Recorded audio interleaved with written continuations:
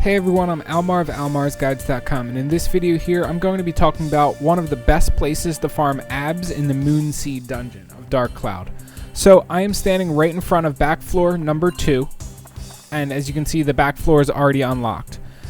In my opinion, back floor number 2 is the best place to farm abs, and that is because the likelihood of this being a limited zone for you that reduces abs is very, very low.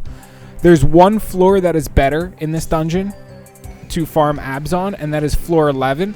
If I'm not mistaken, floor 11's back floor though, or rather all of floor 11 is Osmond only, which kind of puts a damper on farming abs there, considering that you can only do it on Osmond when you do that dungeon.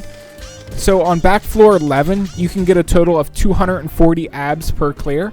On back floor 2, the one we're on right now, it's 216 abs per clear.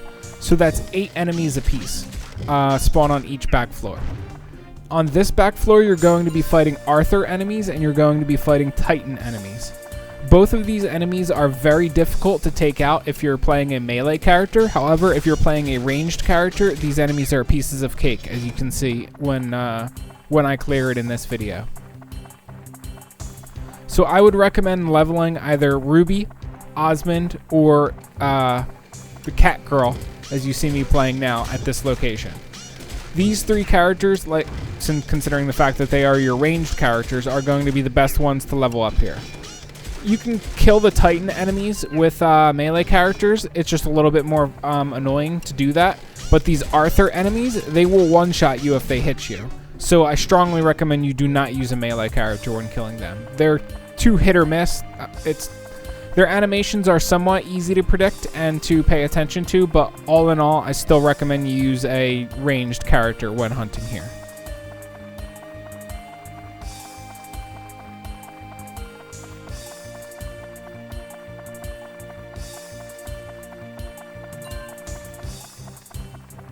As far as farming normal floors go in this dungeon, floor 13 is good. That on well, actually, let me start at the beginning. Floor 7 is good. You can encounter moonbugs, moondiggers, Vulcans, and White Fang enemies there. Floor 13 is good as well. Let me go back a little bit. On floor 7, you can get 124 abs per clear. On floor 13, you can get 169 abs per clear. And floor 13 has Arthur, Crescent Baron, Moondigger, and Vulcan enemies. So floor 10, that has Titan, Vulcan, and White Fang enemies. Also, you get 170 abs per clear on floor 10. And we're talking about normal floors, not back floors. And the last floor that is really good to farm is floor 14, which is the final floor of this dungeon. And you can get 191 abs per clear for farming there.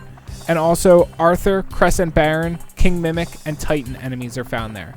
If you would like to see a written version of everything that I'm reading off here, check out my website, almarsguides.com. I do have a Dark Cloud best locations to level up on my website, and that's where I'm reading all of this information off of.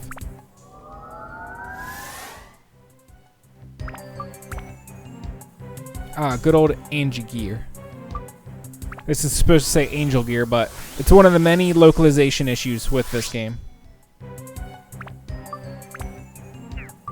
So this is Xiao's best weapon, or however her name is pronounced. Actually, I'll do all of this upgrading stuff later. Let me switch to Osmond. I like Osmond. Also, as you can see, all of my characters do have a bandit attachment, which allows them to steal.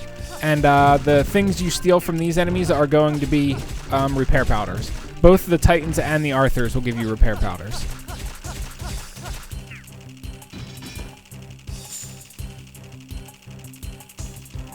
So, like I said, I think it's, 216 abs per clear, which is pretty darn good considering how fast you can clear this area. I can do this floor in under 2 minutes usually. Oh, I thought it was abs full. Osmond, as you just seen, he has a abs up skill, so he will get slightly more abs per kill. I think he gets 4 more abs per kill. I don't know if it's percentage based though. I would assume it has to be.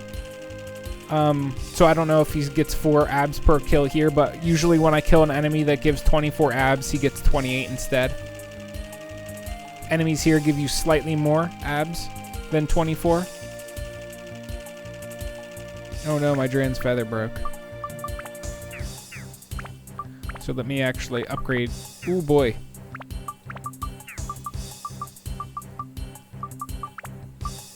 Let's see, attack needs to be, and he has all of his, quite a bit is missing.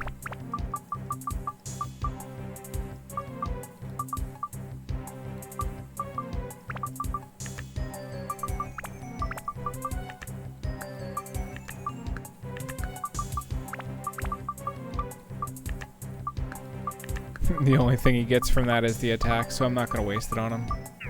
We'll just do the 2 things that he has. Probably end up biting myself in the butt later on because I should put an attack, something with attack in the final slot, because that's going to be the thing that's going to be the hardest to raise on him. But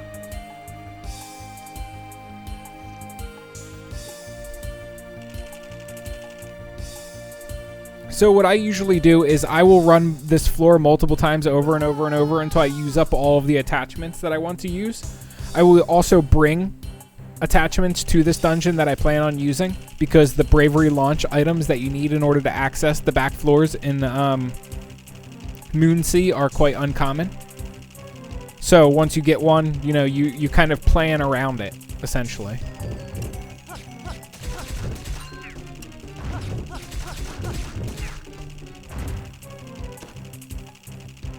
And then once I run out of attachments to upgrade his weapon with, I will just fill up his weapon with abs and then switch to another character that I can use, which is probably what I'll do when I'm done with Osman this time, because I need to hit up a vendor and buy more attack attachments. Also, one thing that's worth mentioning is thirst in this game does not do what everything says. You'll notice my thirst bar at the top there is always full with Osman, and that is because he actually has thirst on this weapon. Usually it says that thirst will cause your thirst meter to diminish faster than usual, but that's not been the case for me. What thirst does whenever I use it on my characters is it gives me water back when I kill an enemy. So I don't know where everybody, you know, where everything said online that, you know, thirst decreases your thirst meter faster, but it has not worked that way for me, almost ever.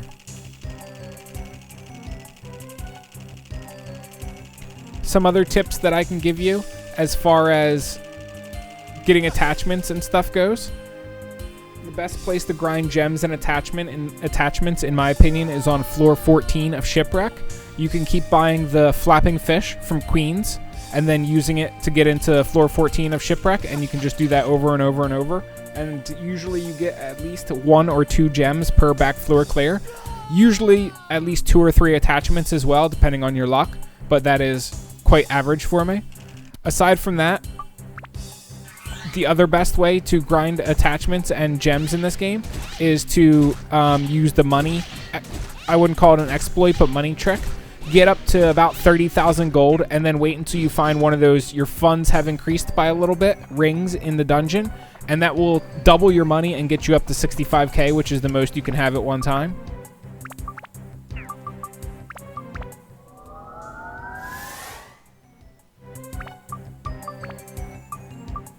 Still need some MP for this upgrade. Let's see. Oh, wow.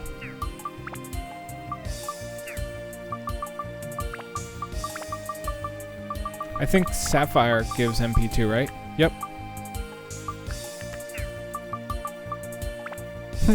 Still not enough.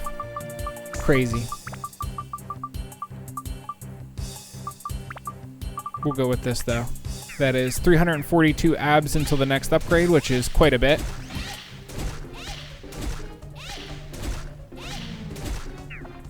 Something that's worth noting too is if you are currently grinding to max out your attack and your mana for certain items, I'd recommend using a synth sphere instead of gems and attachments. A synth sphere will make things go a lot faster and easier for you. The only thing, I'd recommend finding a weapon, a high level weapon that comes with a lot of mana and health, or mana and attack on it, and then upgrade it 5 times. Put a bunch of mana and attack on it too if you want via attachments, and then you can synth sphere into the weapon that you've been using. This also helps. Synth spheres are a great way to raise your elementals too on a weapon. If you haven't already maxed out your fire, ice, wind, thunder, and holy, you can do a synth sphere. A low level weapon, load them up with a whole bunch of attachments that, you know, increase your elemental bonuses, and then synth sphere it into a pre-existing weapon that you want it on.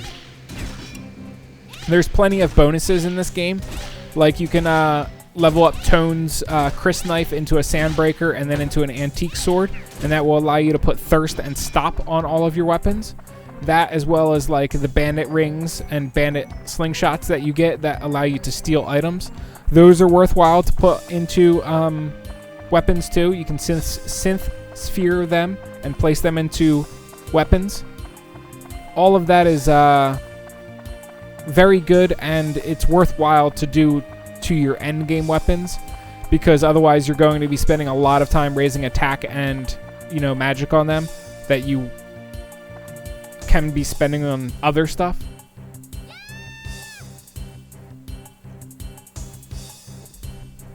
My last piece of advice for upgrading weapons too would be diamonds.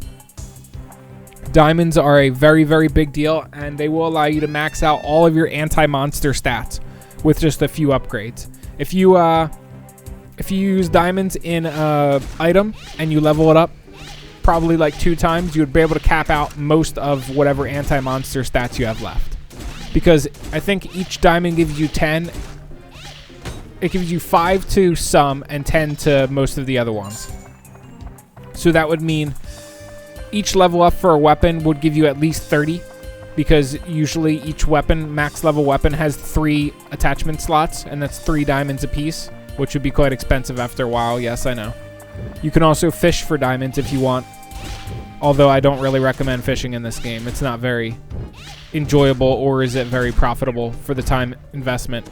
Unless you're fishing up a specific type of fish called the Mardan Garian or something like that, because that gives you a lot of fishing points. You can fish them in Matataki Village, I'm pretty sure at dusk.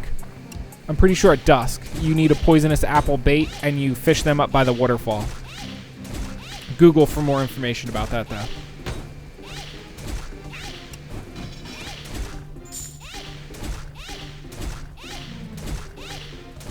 Also, the last tip I can share with you, to level up a weaker weapon very easily, after you strike a killing blow to an enemy like you see here, switch to the weapon that you want to level up. Like I just switched to my bandit's ring like that, and then all of the abs will go to that weapon. So you can see we get 30 abs per kill here, which is quite a bit. And that's how you level up a weaker weapon that you can't use while, you know, out here.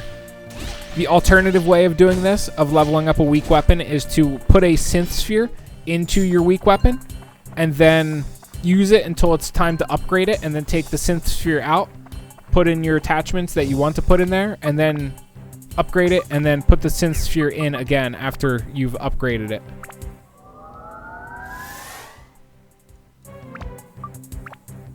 Jeez Louise. Still need more MP.